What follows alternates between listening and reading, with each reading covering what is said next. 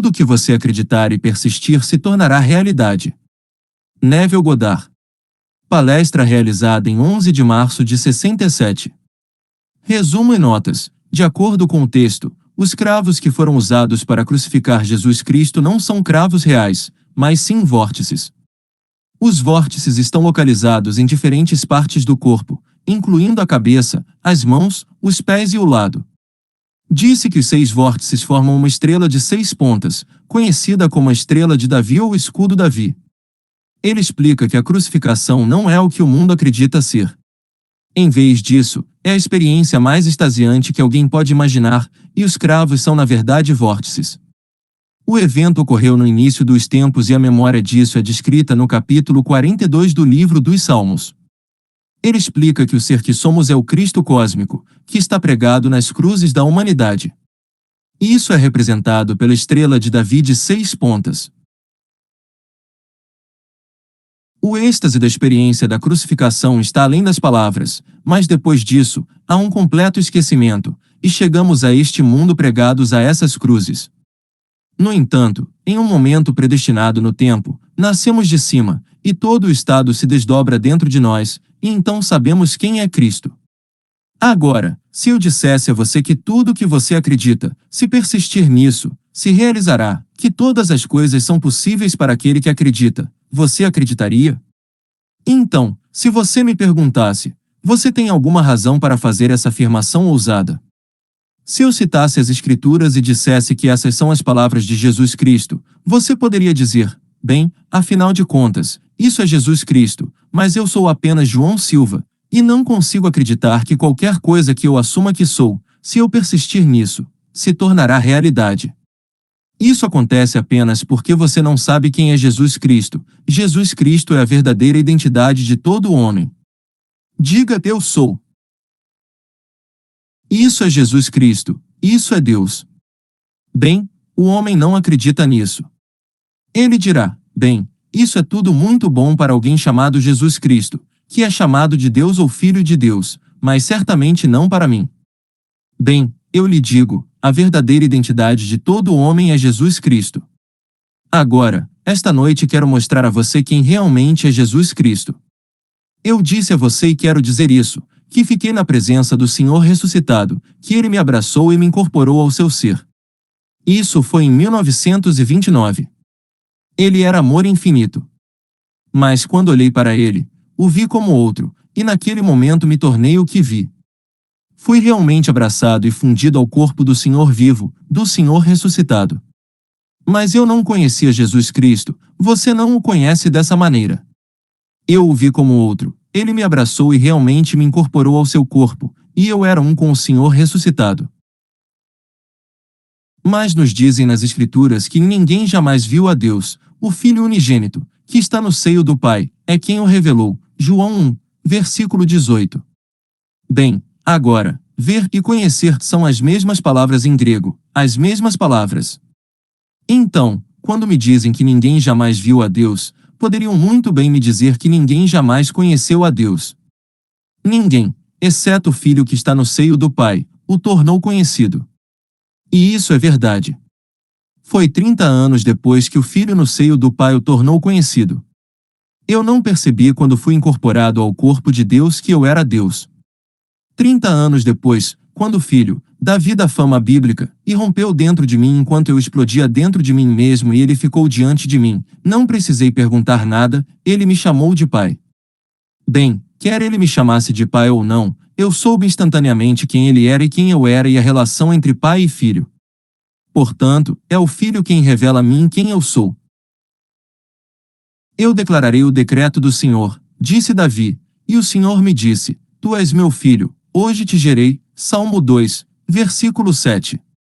Bem, agora, quando li isso na escola quando criança e quando li isso em meus anos maduros e quando ouvi isso dito por outros, nunca me ocorreu que esse personagem das Escrituras que se supõe ter vivido há 2000 anos, bem, 1000 antes de Cristo, estivesse de alguma forma relacionado a mim, certamente não a relação de pai para filho. Portanto, é verdade, ninguém conhece, na verdade, o Pai. Ninguém nunca realmente viu Deus até que o Filho que está no seio do Pai o torne conhecido. Somente quando dentro de seu próprio ser há uma explosão e Davi, em espírito, o chama de pai, então você sabe. Mesmo que antes disso você tenha estado na presença de Cristo ressuscitado e ele tenha lhe pedido para nomear a maior coisa do mundo e você a tenha nomeado, o amor. Com isso, ele o abraçou, o incorporou ao seu próprio ser, e você sentiu a fusão com Deus. Mas você não sabia que era ele, nem por um momento, até o Filho. Portanto, é verdade, somente quando o Filho revela é que você realmente sabe quem você é. Portanto, as pessoas não conhecem Jesus Cristo. Elas dizem, bem, isso é tudo muito bom para Jesus Cristo. Mas estou lhe dizendo pela minha própria experiência que Jesus Cristo é a verdadeira identidade de todo homem. Diga eu sou, Êxodo 3, versículo 14, isso é Jesus Cristo, isso é o Senhor Jeová, isso é Deus. Não há outro Deus, não há outro Salvador. Você saiu de si mesmo. Todos esses procederam do corpo do Senhor Jesus Cristo. E todos os seres retornarão, tendo completado sua jornada, ao único corpo, o Senhor Jesus Cristo, que é o único Espírito, o único Senhor, o único Deus e Pai de todos. Portanto, todos estão voltando, mas não voltarão até que essa experiência aconteça dentro deles. Agora, deixe-me explicar dessa forma. No final do capítulo 7 de Lucas, é dito que ele perdoou os pecados de uma mulher, e aqueles que estavam com ele à mesa disseram, quem é este que perdoa pecados? Então ele entra neste pequeno drama, e o drama é o seguinte, que ele foi de cidade em cidade, aldeia em aldeia, ensinando e anunciando as boas novas do reino de Deus. Estavam com ele 3 mulheres, Maria Madalena, Joana e Susana, e elas o sustentavam com os seus recursos. Bem, quando você lê estas palavras e se não estiver ciente deste grande mistério das Escrituras, então você chegará à mesma conclusão que todos os estudiosos têm.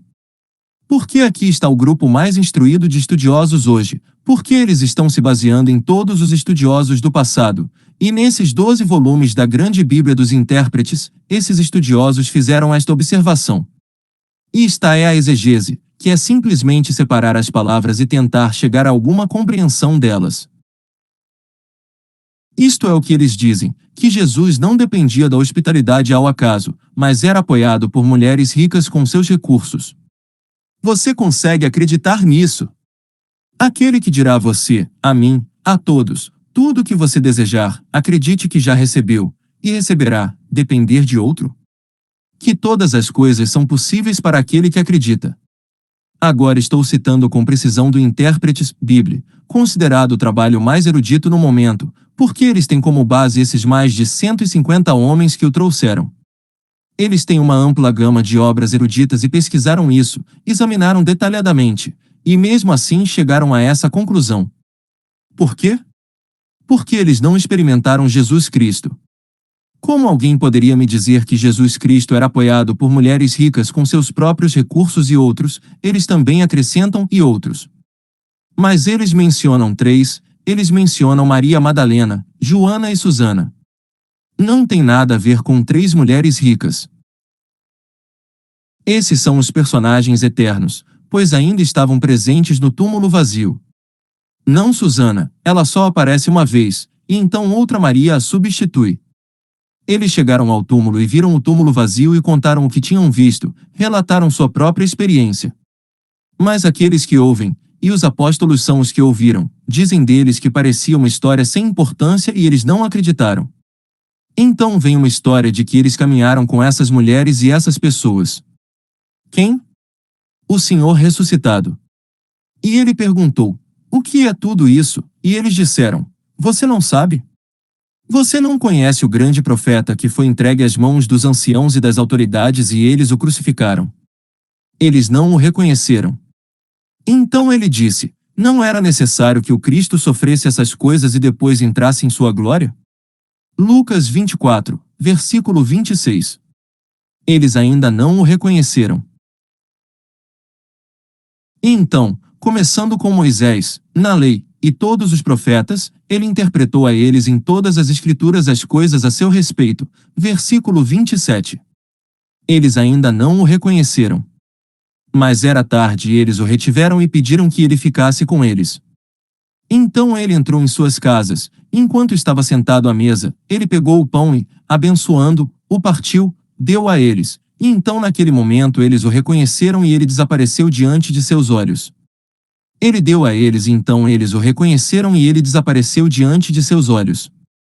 Bem, o que é esse pão? Um pedaço de pão? Não. Ele disse, eu sou o pão da vida. Quando eu sou no homem se rompe como uma semente que está crescendo, ela irrompe. Quando ela se rompe, você reconhece a verdade da história eterna. Essa história é verdadeira, está contida no homem. O homem acha difícil compreender até que ela se rompa de dentro dele. Não é algo do lado de fora do homem tendo um jantar. É tarde e ele pega um pedaço de pão e o parte e o dá. O pão está em todos, esse pão é eu sou. Eu sou o pão da vida. Está em todos. Você pode dizer que eu sou? Bem, é isso. Chegará o dia em que ele se romperá, e romperá como uma semente que se parte, e o plano está contido na semente. Tudo o que é dito de Jesus Cristo e tudo o que ele reivindicou de si mesmo se desdobrará naquele em quem ela se rompe. Então e só então ele realmente saberá quem ele é. Então, no final, ele se conhecerá como Deus quando Davi em espírito o chamar de Pai. Davi em espírito o chamará de Pai e só então, mesmo que antes disso você estivesse na presença do Senhor ressuscitado e o Senhor ressuscitado o questionasse. Você respondeu corretamente. Você foi abraçado, incorporado ao corpo de Deus, que é chamado de batismo nas Escrituras. Se fomos batizados no corpo de Deus, fomos batizados em sua morte, e se fomos unidos a ele em uma morte como a dele, certamente seremos unidos a ele em uma ressurreição como a dele. Romanos 6, versículo 5. Veja a diferença de tempo. Fomos unidos a ele em uma morte como a dele, então seremos unidos a ele em uma ressurreição como a dele. Assim, a semente foi rompida e está sendo rompida dia após dia em todos, e está surgindo em todos nós. Então, no final, há apenas um corpo, um espírito, um Senhor, um Deus e Pai de todos, e você é esse Deus e Pai de todos. Isso sai de você. Então eu saí de mim mesmo para este mundo, eu retornarei deste mundo, para onde? De volta para mim mesmo. Mas eu serei aprimorado, enriquecido pela experiência. Portanto, a palavra traduzida como sofrer, não era necessário para o Cristo sofrer essas coisas e depois entrar em sua glória. A palavra sofrer significa experimentar essas sensações, isso é tudo o que significa. Ela é traduzida de várias maneiras na Escritura como sofrer as crianças, deixe-as vir, não as impeçam, deixem as crianças virem até mim, permitam, deixem-nas vir. Mas a palavra traduzida neste trecho é simplesmente experimentar sensações, essas sensações no mundo da morte. Eu venho a este mundo para experimentar tudo isso, e então eu me esvazio do meu ser divino, assumo as limitações deste mundo, chamadas de limitações do escravo, e me comprometo com a morte. Este é um mundo de morte, tudo aqui morre, mas tudo morre. Não importa o que seja, eventualmente ele morre. Então, eu me tornei um com a morte, e então eu venço, pois a última coisa a ser vencida é a morte. Você a vence quando simplesmente a rompe e descobre quem você é. Então você nasce do alto. O homem, então, nasce do alto. Ele disse, a menos que você nasça do alto, não pode entrar no reino de Deus, João 3, versículo 3. Quando você nasce do alto, então você saberá. Saber o quê? Bem, então, você saberá desta maneira, você levantará o Filho do Homem. Quando você levantar o Filho do Homem, você saberá que eu sou ele. O ser que está falando com você? Não, o centro do ser do homem é Jesus Cristo, é eu sou. Quando eu levantar o Filho do Homem, eu saberei que eu sou ele. A menos que eu saiba que eu sou ele, permaneço aquém do meu alvo neste mundo e morro em meus pecados. A menos que você acredite que eu sou ele, você morrerá em seus pecados, João 8, versículo 24. Não é um ser falando com você de fora, mas o homem entende assim no começo, de fora, como se houvesse outro do lado de fora. Agora, tudo o que é dito dele devo cumprir e você deve cumprir individualmente, não coletivamente, mas individualmente, porque você é único. Não há ninguém como você. Você não pode ser substituído no reino de Deus. Então, quando me dizem no capítulo 14 de João, na casa de meu pai há muitas moradas, não fosse assim, eu vos teria dito que vou preparar um lugar para vós.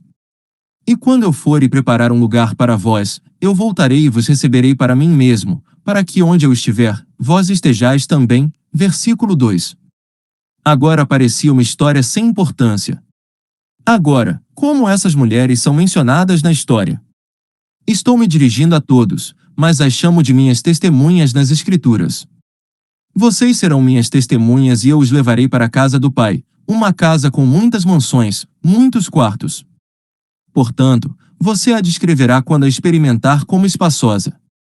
Você a descreverá como o edifício mais espaçoso construído por seu pai, e eu o levarei diretamente para a casa do Pai. Você me verá e a palavra você entenderá instantaneamente. Como Sharon fez, eu disse: meu nome é Friday. Ela instantaneamente soube o significado da palavra, e ela disse: ó, isso significa ó, meu querido, o que na Escritura significa aquele que eles realmente haviam perfurado, como nos é dito no capítulo 12, versículo 10 de Zacarias. Ó, isso significa eles olharão para mim. Agora o pronome é me em hebraico, não é ele. Mas é traduzido como ele na Bíblia para dar sentido. Não é ele, o pronome é me. Eles olharão para mim, a quem eles perfuraram, e lamentarão por mim como se lamenta por um filho único. E então você acena com a cabeça, isso mesmo. Você sabia exatamente no fundo de sua alma quem eu sou. Mas você ainda não sabe, ainda não, porque está me vendo e me ouvindo como outro diferente de você mesmo. Eu o trouxe para a casa do Pai, não posso levá-lo mais longe. Se eu o trouxer para a casa do Pai, então você deve encontrar o Pai. Você não pode encontrar o Pai olhando para mim. Mas quando você me viu, você viu o Pai, mas eu não sou o Pai quando você me vê. Você encontrará o Pai apenas quando o único filho gerado do Pai, Davi, estiver em sua presença e o chamar de Pai. Mas eu o trarei para a casa do Pai. Portanto, na casa de meu Pai há muitas moradas, não fosse assim, eu vos teria dito que vou preparar um lugar para vós? E quando eu for, eu voltarei e vos receberei para mim mesmo, para que onde eu estiver, vós estejais também. Levei-a diretamente para a casa do Pai, e ela passou por todos esses quartos, quarto após quarto, todos pintados de branco. Era uma casa branca e estava vazia, o único quarto ocupado onde eu estava instruindo. Mas desta vez, todos os meus comentários estão direcionados a ela. E apenas 3 são mencionados nesta série de sonhos. Ela mencionou três mulheres, e então ela falou de outros.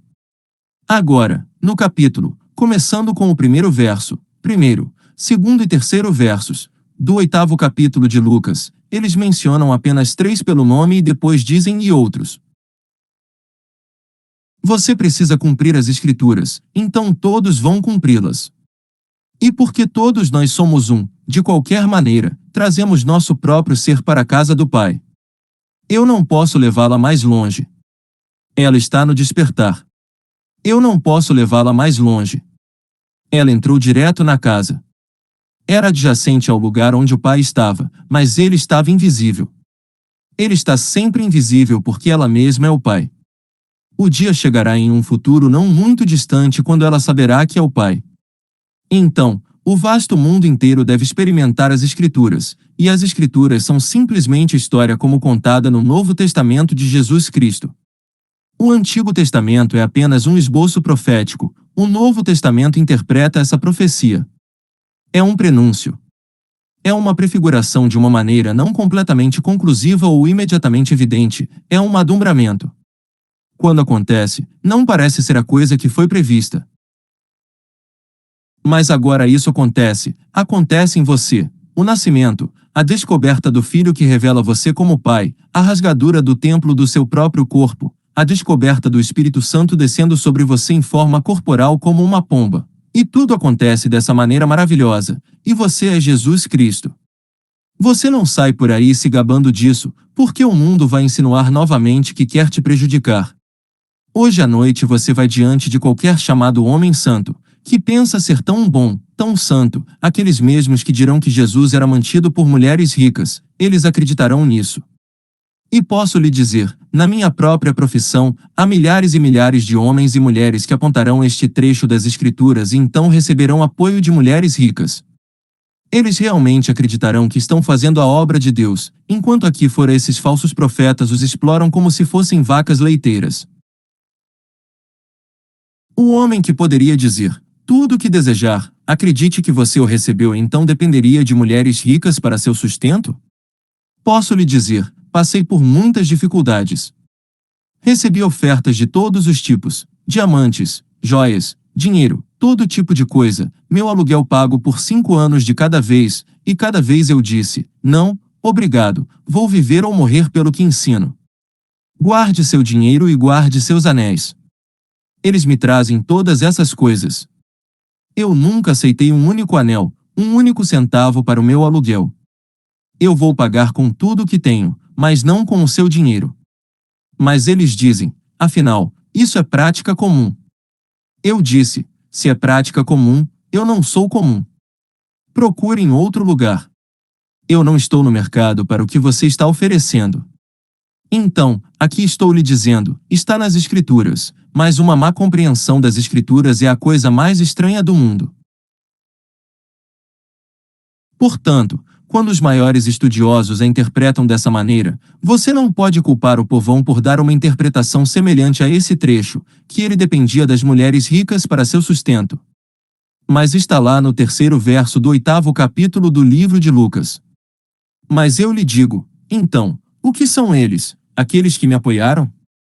As mulheres que terão uma experiência como Sharon e que me escreverão aquela carta. Apenas uma em 10 fará isso. Não havia 10 de vocês, e 9 não voltaram para verificar a lei que ele está ensinando. Lucas 17, versículo 17. Então, um volta, e ele pergunta, não havia 10. Então ela trouxe de volta. Minha amiga Grace Griffith, ela trouxe a dela de volta, quando nas profundezas deste momento, olhando para a TV e ela simplesmente fechou os olhos, e então ela disse, eu preciso me lembrar do que Neville disse, eu preciso me lembrar do que Neville disse. Jack disse, o que ele disse? Espere um segundo, está vindo. E então ela disse do fundo, ele disse para mim, não se perturbe. Eu estou com você até o fim da era, Mateus 28, versículo 20. Ela está citando as Escrituras. Eu tenho que ter essas coisas confirmadas, porque não estou apenas falando com você aqui neste nível. Sharon me encontrou em outros níveis, vai de cidade em cidade, de vila em vila. Bem, começou assim, todas as cidades e vilas, você está falando em todos esses lugares. Enquanto você fala em todos esses lugares, cheguei a um lugar e era esse adorável campus maravilhoso. E aqui um jovem solitário, ele está ansioso, ele tem que te ver, então ele se senta ao seu lado e ele te ama. Eu podia dizer pela atitude dele que ele te ama, então ele está apaixonado por você enquanto você explica a ele todos os mistérios da palavra de Deus. E eu escuto de longe. Agora, durante todo esse tempo ela não me encontra dirigindo nenhum pensamento a ela. Ela vai para todos esses lugares, até mesmo para este com o jovem, mas no final, quando a trago para a casa do pai, todos os meus comentários são para ela. E o que eu digo a ela? Simplesmente, além do que ela ouviu, agora, ouça estas palavras. Não ardia em nós o nosso coração quando ele nos falava pelo caminho, e quando nos abria as Escrituras. Lucas 24, versículo 32. Agora, em todas essas experiências de Sharon, estava falando apenas sobre as Escrituras. Ela usou, em sua carta para mim, meu coração explodiu, começou a se abrir de excitação. Tudo o que você disse estava simplesmente abrindo meu coração de excitação e, no final, ela mal conseguia se conter. Não ardia em nós o nosso coração quando ele nos falava pelo caminho, e quando nos abria as Escrituras. O que mais há neste mundo? Se você ler o Jornal da Manhã com atenção e tiver alguma memória que vá além, digamos, de um mês, suponha que sua memória vá até 6 meses, você é abençoado. Você sabe das contradições? Por quê? Você pega o que você e eu admiramos neste mundo, a profissão médica. Se você ler o jornal de hoje e se lembrar do que o mesmo que escreveu algo sobre um ano atrás escreveu sobre a mesma condição do coração humano, é uma contradição completa. Mas veja, ele está apenas citando o que outro médico disse. Bem, se há 1 milhão de médicos no mundo, você sabia que há 1 milhão de tratamentos diferentes para a mesma doença? Eles são mais fashionistas do que a indústria de roupas. Eles mudam suas tendências mês após mês. Mas uma coisa que não muda é a palavra de Deus. Ela é eterna. Então, quando isso acontecer com você e você nascer de novo, tudo o que é dito sobre ele você vai experimentar. Agora, ouça estas palavras: eu sou de cima, vós sois de baixo, vós sois deste mundo, eu não sou deste mundo. João 8, versículo 23. Agora, como você pode dizer que essa coisa é secular? Ele lhe diz que ele não é deste mundo. Então, onde está Jesus Cristo na história secular deste mundo? Ele não está. Ele pertence a uma região completamente diferente. Enquanto você e eu andamos neste mundo, nascemos de cima, e aquele que nasceu de cima dentro de nós é Jesus Cristo.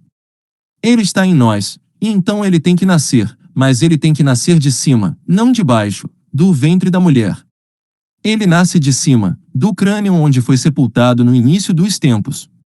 Portanto, Cristo está enterrado no homem, no crânio do homem, e é aí que ele nascerá. Agora, posso lhe dizer pela minha própria experiência, acredite. E se o mundo inteiro se levantar em oposição, não faz diferença, porque você vai experimentar isso. Então, deixe-os se levantar em oposição e lhe dar todos os argumentos, e se por acaso forem tão estúpidos a ponto de se apegarem a certas coisas, eles citam esses grandes estudiosos.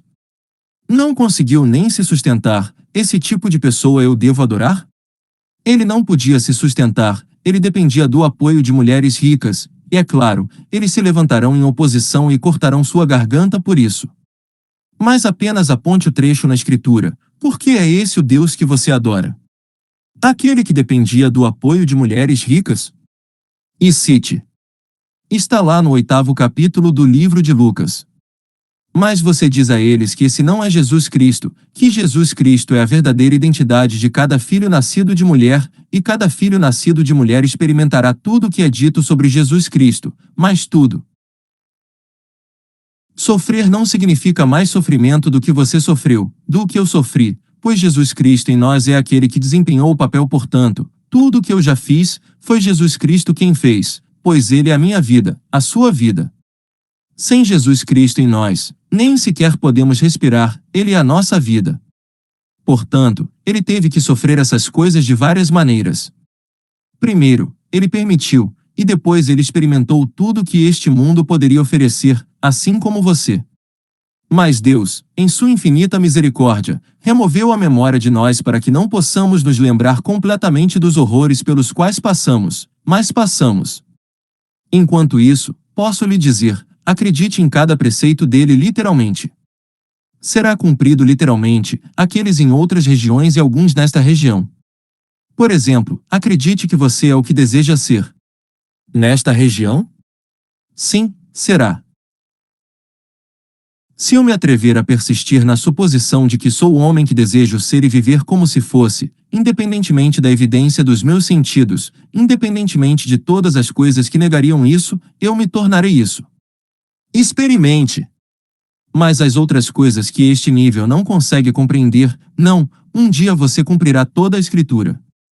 Você também levará aqueles que estão andando com você para a casa do Pai, e quando os levar, simplesmente revelará quem você é. Eu sou aquele que eles trespassaram. E posso lhe dizer, a crucificação não é o que o mundo acredita que seja. É a emoção mais estática que você pode imaginar. Não são pregos pregados na mão, pregados nos pés e uma perfuração no corpo. Não, esses são vórtices. Posso lhe dizer, no dia em que experimentei isso, era apenas uma lembrança, pois foi feito no início dos tempos. Mas neste momento, no capítulo 42 do livro de Salmos, e essas coisas eu me lembro, então isso foi apenas uma lembrança desse evento. E se a memória do evento foi tão extasiante, o que a emoção original deve ter sido, mesmo que o que se seguisse fossem os horrores do mundo. Mas ninguém tira minha vida, eu a entrego. Eu tenho o poder de entregá-la e o poder de ressuscitá-la. João 10, versículo 18. Portanto, ninguém o tirou, eu o entreguei. Eu realmente o preguei na humanidade, e esse é o ser que somos, o Cristo cósmico. Quando essas coisas realmente nos pregam, são vórtices, um vórtice aqui aponta para a cabeça, mãos e lado, um vórtice aqui, um vórtice aqui, um vórtice aqui e vórtices, as solas dos pés. Essas são as coisas que nos pregam, 2, 4, 5, 6, a estrela de Davi de 6 pontas, a escudo Davi, pregados nisso. E eu não posso lhe dizer o êxtase desse trio quando aconteceu. Mas nós não sabemos, depois disso é um completo esquecimento, e então entramos neste mundo pregados a essas cruzes. Então, em um momento no tempo, não um momento antes, não um momento tarde demais, nascemos de cima, e todo o estado predestinado se desdobra dentro de nós e então sabemos quem é Cristo. Portanto, digo a você, Cristo é conhecido por você como Deus Pai apenas quando o único Filho unigênito de Deus está diante de você e o chama de Pai. Aquele que o chama de Pai é Davi, como nos é dito no capítulo 20 do livro de Lucas. Que pensais vós do Cristo? De quem é filho? E eles responderam, de Davi. Então ele disse, por que Davi no Espírito chama de Senhor? Se Davi assim o chama de Senhor, como ele pode ser filho de Davi? Então Davi o chama de Senhor, e a palavra Senhor é a expressão que todo filho usava de seu pai, se referia a seu pai como meu Senhor, versículo 44. E assim ele o chama de Senhor. Mas você conhece o sentimento entre aquele que está diante de você e a Davi. Então, eu lhe digo esta noite, isso pode parecer não prático. É a mensagem mais prática que você poderia ter, porque enquanto você está vagando em sua mente, você está contemplando quem você é. Estou lhe dizendo quem você é. Se você acredita em mim, bem, então você sairá sabendo que eu disse, tudo o que eu acredito. Se eu persistir nisso, eu vou realizar. Não, ele disse. É o que você disse no início, pois o Cristo das Escrituras está presente no homem. É a própria maravilhosa imaginação humana que é o Cristo das Escrituras. Então, se é isso que Cristo disse, bem, então eu disse. E tudo o que ele disse é verdade. Portanto, sairei acreditando que sou agora o que quero ser, que as coisas são como desejo que sejam. Andando nesta suposição, persistindo nela, ela se solidificará em fato. Agora, vamos entrar no silêncio.